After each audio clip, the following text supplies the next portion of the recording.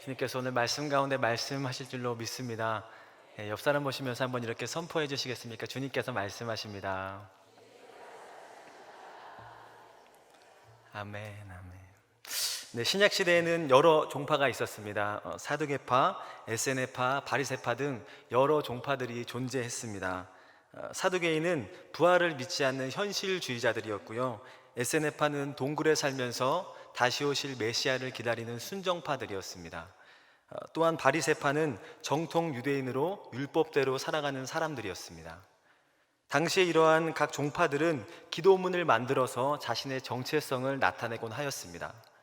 각 종파들이 기도문으로 자신의 정체성을 나타낸 것 같이 제자들도 예수님께 우리의 정체성을 나타내는 기도문을 달라고 요청하였습니다.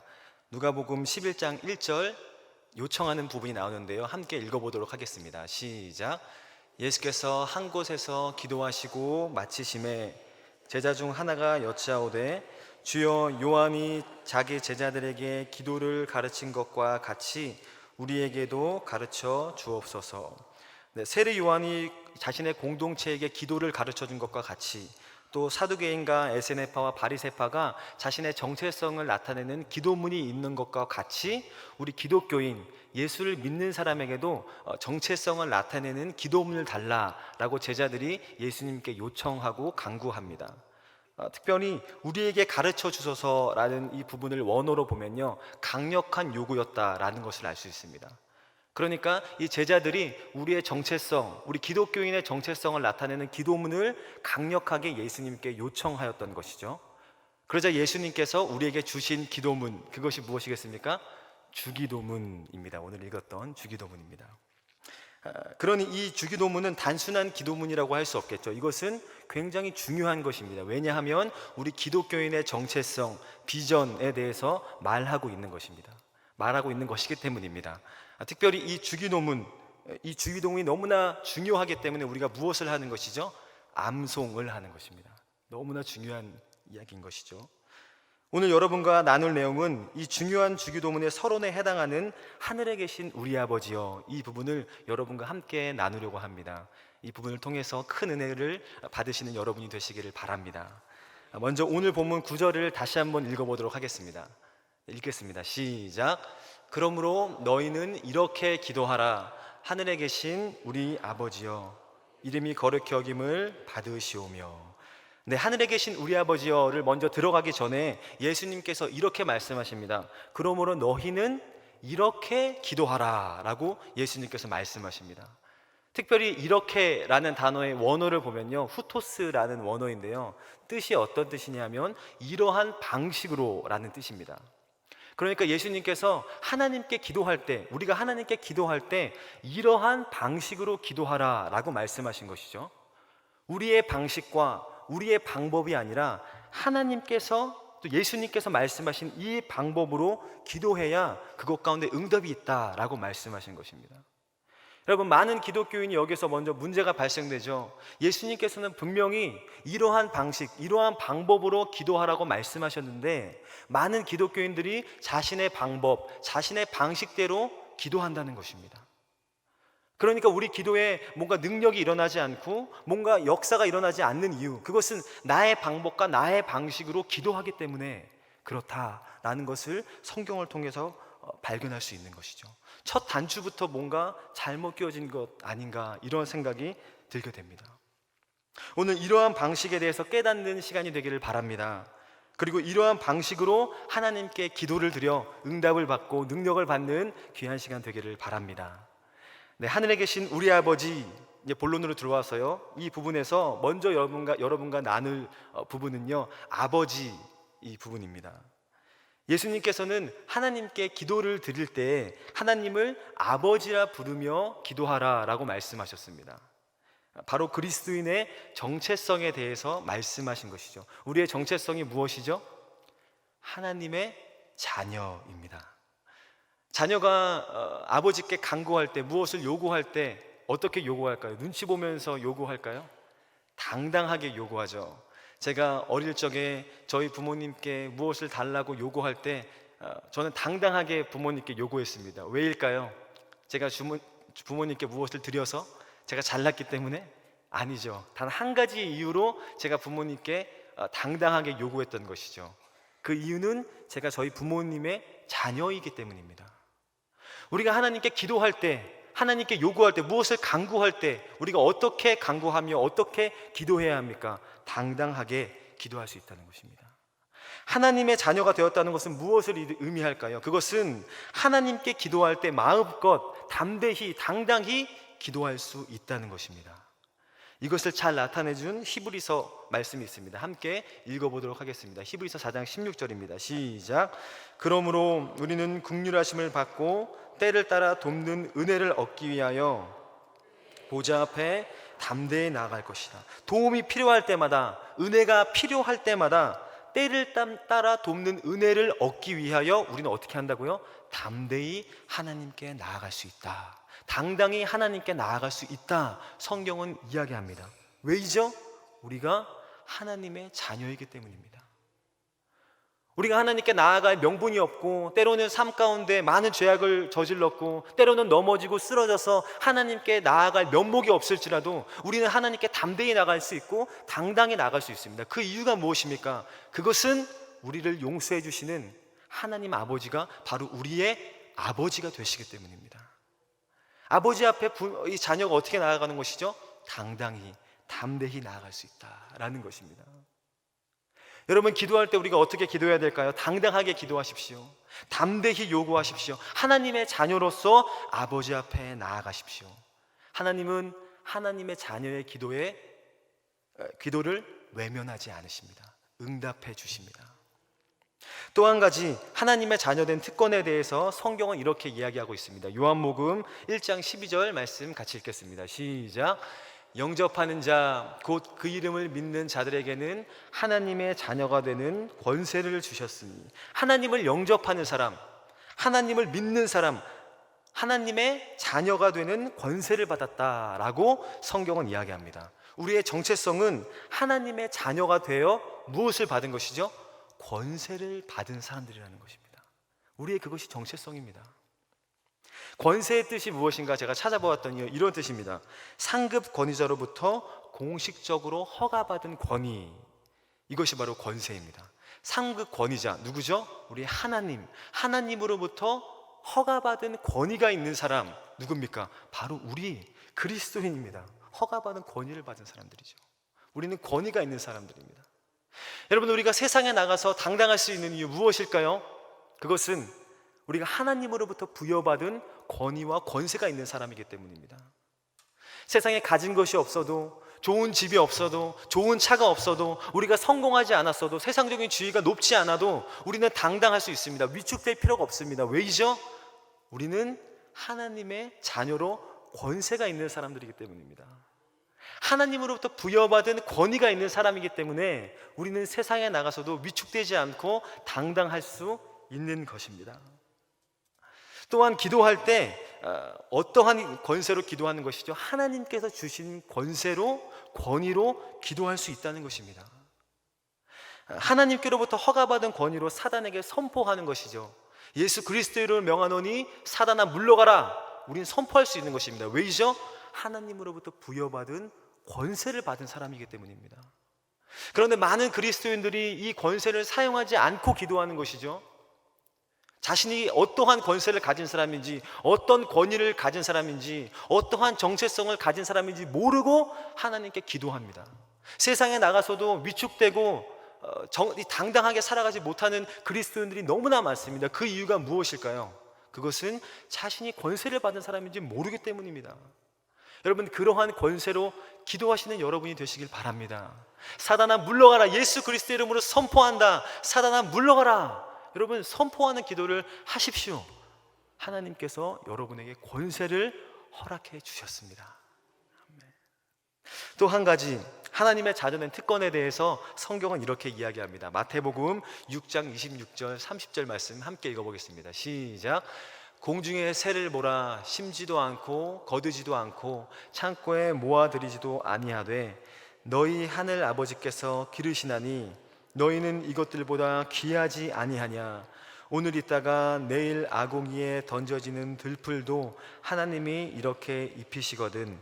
하물며 너희일까 보냐 믿음이 작은 자들아. 하나님께서는 공중의 새도 기르시고요 들풀도 입히신다 말씀하셨습니다. 그런데 하물며 이것보다 훨씬 귀한 하나님의 자녀 바로 여러분을 입히고 돌보고 보호하지 않으시겠습니까? 보호하시죠. 무조건 입히시죠. 제가 어릴 때 저희 부모님께서 저를 많이 돌봐주시고요 많이 입혀주시고 먹여주셨습니다. 그 이유가 무엇일까요? 제가 잘났기 때문에, 제가 부모님께 무엇을 드렸기 때문에? 아니죠. 제가 저의 부모님의 자녀라는 사실 하나만으로 저희 부모님이 저를 입히시고 먹이시고 보호하시고 돌봐주셨습니다. 하나님의 자녀라는 이유 하나만으로 마찬가지로 하나님께서는 여러분을 입히시고 먹이시고 보호하시고 돌보십니다. 여러분 이것을 믿음으로 믿으시기 바랍니다. 많은 그리스도인들이 이것을 믿지 못해서 어떤 현상이 일어나죠? 염려하고 근심하기 시작합니다. 마태복음 말씀 보니까요 이렇게 말하죠. 목숨을 위하여 무엇을 먹을까 무엇을 마실까 몸을 위하여 무엇을 입을까 염려하지 마라. 예수님께서 말씀하십니다. 많은 그리스도인들이 이것을 믿지 못하는 거예요. 하나님께서 나를 돌보실까? 나를 입히실까? 어떤 상황과 환경과 문제가 내 앞에 다가오면 하나님을 바라보지 못하고 하나님이 나를 보호하신다는 것을 잊어버리고 어떤 현상이 일어나죠? 근심하기 시작하는 것이죠. 염려하기 시작하는 것이죠. 걱정하기 시작하는 것이죠. 그래서 하나님을 바라보던 그 시선이 세상의 문제를 바라보기 시작하는 것으로 바뀌기 시작합니다. 그때 무슨 문제가 일어나는 것이죠? 염려하는 마음, 걱정하는 마음, 근심하는 마음이 가득 우리 마음을 사로잡게 되는 것입니다. 그런데 하나님께서, 예수님께서 이렇게 말씀하시는 것입니다. 내가 너희를 보호하고 있어. 저 공중에 나는 새와 들풀도 내가 입히는데 하물며 너희일까 보냐 믿음이 작은 자들아. 여러분 하나님께서는 여러분을 보호하고 계십니다. 그러니 여러분이 가지고 있는 걱정과 근심과 염려를 하나님 앞에 모두 내려놓으십시오. 하나님께서 주시는 평강과 기쁨으로 오늘 예배 가운데 회복하시기를 바랍니다. 하나님을 아버지라 부를 수 있다는 것은 여러분 엄청난 특권을 가지고 살아가는 것입니다. 그러니 그 권세를 가지고 살아가시기 바랍니다. 보호받고 있음을 기억하시기 바랍니다. 그 권세로 기도하는 여러분이 되시기를 바랍니다. 옆 사람 보시면서 한번 이렇게 선포해 주시죠. 당신은 하나님의 자녀입니다. 아멘. 여러분 믿으시죠? 여러분은 하나님의 자녀입니다. 두 번째 여러분과 나눌 부분은요 하늘에 계신 우리 아버지, 이 부분에서요 방금 아버지에 관한 부분을 나눴고요 이번에는 우리에 관한 부분을 여러분과 나누려고 합니다. 먼저 우리가 하나님을 아버지라 부름으로 인해서 하나님과 우리의 관계가 혁명적으로 변화되었죠. 하나님과 나와의 관계가 부모와 자식 간의 관계로 변화되는 것입니다. 그런데 하나님이 단순히 나만의 아버지가 되신 것이 아니라 우리의 아버지가 되심으로 인하여 옆 사람과의 관계, 바로 이웃과의 관계에서도 혁명적인 변화가 일어난 것입니다. 전에는 이 옆에 있는 사람이 나와 아무런 관계가 없는 사람이었고요 아무런 상관이 없는 사람이었는데 한 하나님을 한 아버지로 모심으로 인하여 옆 사람과의 관계가 형제와 자매로 변화된 것입니다. 즉 가족으로 변화된 것이죠. 여러분 이것은 놀라운 변화입니다. 혁명적인 변화입니다. 놀라운 변화가 우리 가운데 일어난 것이죠. 그런데 문제가 발생하였습니다. 현대사회로 들어가면서 사람들이 너무나 개인적인 모습으로 바뀌었다는 것입니다. 옆에 있는 사람과 교제하는 것을 어려워하고요 옆에 있는 사람과 관계하는 것을 어려워합니다. 그래서 내가 관계하고 싶은 사람, 내가 교제하고 싶은 사람과만 교제하는 모습들이 많이 나타나기 시작했습니다. 그것은 세상에서뿐만 아니라 교회 안에서도 이러한 모습들이 너무나 많이 나타나는데요 끼리끼리 모인다든지, 내가 관계하고 싶은 사람만 관계한다든지, 내가 사이가 안 좋아지면 더 이상 이 사람과 말을 섞지 않는다든지, 이러한 모습들이 교회 안에서도 많이 일어나게 되었다는 것입니다. 문제가 발생되는 것이죠. 이것은 우리 아버지라는 고백과는 정반대의 모습인 것입니다. 이것은 하나님을 함께 아버지라고 모시는 가족의 모습이 아닌 것입니다. 기독교 신앙은 결코 개인의 신앙이 아닙니다. 기독교 신앙은 공동체의 신앙입니다. 그것을 성경 여러 군데서 결론적으로 이야기하고 있습니다. 한번 찾아보겠습니다. 에베소서 2장 22절 말씀입니다. 함께 읽겠습니다. 시작. 너희도 성령 안에서 하나님이 거하실 처소가 되기 위하여 예수 안에서 함께 지어져 가느니라. 예수 그리스도 안에서 어떻게 된다고요? 함께 지어져 간다. 혼자 지어져 가는 것이 아니라 우리 공동체가 함께 지어져 간다라고 성경은 공동체를 강조하고 있습니다. 로마서 12장 5절 말씀에도 이렇게 얘기하고 있습니다. 시작. 이와 같이 우리 많은 사람들이 그리스도 안에서 한 몸이 되어 서로 지체가 되었다. 성경은요, 우리가 한 몸이고 한 지체라고 얘기하고 있습니다. 공동체를 강조하는 것이죠. 마태복음 18장 19절에도 이렇게 얘기하고 있습니다. 읽어보겠습니다. 시작. 진실로 다시 너희에게 이르노니 너희 중에 무엇이든지 구하면 하늘에 계신 내 아버지께서 두 사람이 합심하여 무엇이든지 구하면 어떻게 하신다고요? 이루신다 말씀하셨습니다. 여러분, 공동체의 기도의 위력을 이 말씀에서 이야기하고 있습니다. 제가 어릴 때 저희 부모님께 무엇을 요청할 때, 무엇을 사달라고 말할 때 저 혼자 말하는 것보다, 저에게는 남동생이 있는데요, 남동생과 함께 부모님께 요청하면 어떻게 될까요? 더 빨리, 더 잘 이루어지겠죠. 여러분, 마찬가지입니다. 공동체의 기도에는 무엇이 있죠? 능력이 있습니다. 기도에는 능력이 있는데 혼자 하는 기도에도 분명 능력이 있지만요, 공동체로 하는 기도에는 더 큰 능력이 있습니다. 두 사람이 합심하여 무엇인지 구하면 어떻게 된다고요? 이루신다 말씀하셨습니다. 공동체의 기도에는 능력이 있는 것이죠. 또한 주기도문은 결코 개인의 기도문이 아닙니다. 공동체를 위한 기도문입니다. 여러분, 주기도문을 한번 함께 외워보겠습니다. 시작. 하늘에 계신 우리 아버지, 아버지의 이름을 거룩하게 하시며 아버지의 나라가 오게 하시며 아버지의 뜻이 하늘에서와 같이 땅에서도 이루어지게 하소서. 이 부분부터인데요, 오늘 우리에게 일용할 양식을 주시고 우리가 우리에게 잘못한 사람을 용서하여 준 것 같이 우리 죄를 용서하여 주시고 우리를 시험에 빠지지 않게 하시고 악에서 구하소서. 나라와 권능과 영광이 영원히 아버지의 것입니다. 아멘. 여러분, 주기도문에서 이렇게 기도하죠. 나에게 일용할 양식을 주시고 라고 기도하지 않고요, 우리에게 일용할 양식을 주시고 우리에게 일용할 양식을 주시고 라고 기도하라고 말합니다. 나의 죄를 용서하여 주시고 라고 기도하지 않고요, 우리의 죄를 용서하여 주시고 라고 기도하라고 말합니다. 나를 시험에 빠지지 않게 하시고 라고 기도하지 않고요, 우리를 시험에 빠지지 않게 하시고 라고 기도하라고 말하고 있습니다. 공동체를 위한 기도문이라는 것을 주기도문을 통해서 발견할 수 있는 것입니다. 주기도문은 혼자서 드리는 기도문이 아니라 제자들끼리 서로 교제를 나누며 드리는 기도문인 것입니다. 여러분, 우리가 무슨 기도를 해야 될까요? 나를 위한 기도에서, 나만을 위한 기도에서 무슨 기도를 해야 될까요? 교회를 위한 기도로 나가야 되고요, 나만을 위한 기도가 아니라 나라를 위한 기도로 나가야 되고요, 나만을 위한 기도가 아니라 열방을 향한 기도로 나가야 하는 것입니다. 그것이 바로 주기도문이 말하고 있는 기도의 방식인 것입니다. 많은 사람들이 왜 능력을 경험하지 못할까요? 뭐가 문제가 있는 걸까요? 그것은 나만을 위한 기도를 다 하고 있다는 것입니다. 지극히 개인적인 기도죠. 개인주의의 기도죠. 하지만 성경은 그러한 기도만 하라고 말하고 있지 않습니다. 무슨 기도를 하라고 주기도문은 이야기하죠? 예수님께서 어떤 기도를, 방식과 방법을 우리에게 말씀해 주신 거죠? 그것은 우리를 위한 기도, 공동체를 위한 기도, 그것을 하라 예수님께서 말씀하고 계시는 것입니다. 여러분, 공동체를 위해서 우리를 위한 기도를 하나님께 올려드리시길 바랍니다. 우리가 합심하여 우리를 위한 기도를 할 때, 나라를 위한 기도를 할 때, 열방을 위한 기도를 할 때, 교회를 위한 기도를 할 때 어떤 능력이 일어날까요? 하나님의 나라가 임하기 시작할 것입니다. 거기에는, 그 기도에는요, 능력이 있는 것입니다. 우리는 지금까지 아버지, 우리에 대해서 두 부분에 대해서 나눴습니다. 이제 마지막으로 하늘에 계신 우리 아버지에서 하늘에 계신 이 부분을 짧게 나누고 말씀을 마무리하도록 하겠습니다. 왜 예수님께서 지상에 계신 아버지라고 하지 않고 하늘에 계신 아버지라고 말하며 기도하라고 말씀하셨을까요? 어떤 사람은 이것을 잘못 해석하여 하나님이 이 땅에는 안 계시고 하늘에만 계신다라고 잘못된 해석을 했습니다. 잘못된 신앙관이죠. 잘못된 신학관이죠.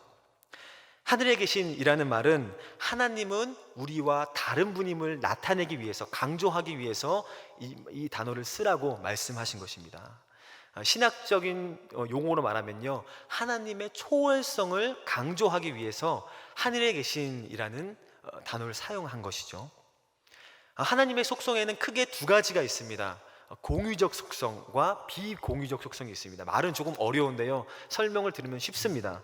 공유적 속성이란 무엇이냐면 하나님과 인간에게 공통적으로 있는 속성을 말합니다. 예를 들어서 사랑, 이러한 것은 공유적 속성입니다.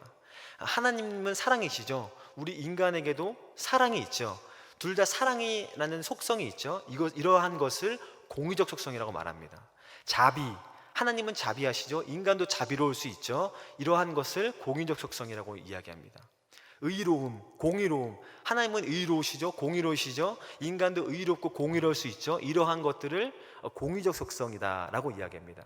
물론 하나님과 인간과의 그 차이는 엄청나겠죠. 하나님은 너무나 크신 사랑이고 인간은 작은 사랑이겠지만, 그럼에도 불구하고 하나님과 인간과 같이 공유하고 있는 속성을 공유적 속성이라 이야기합니다.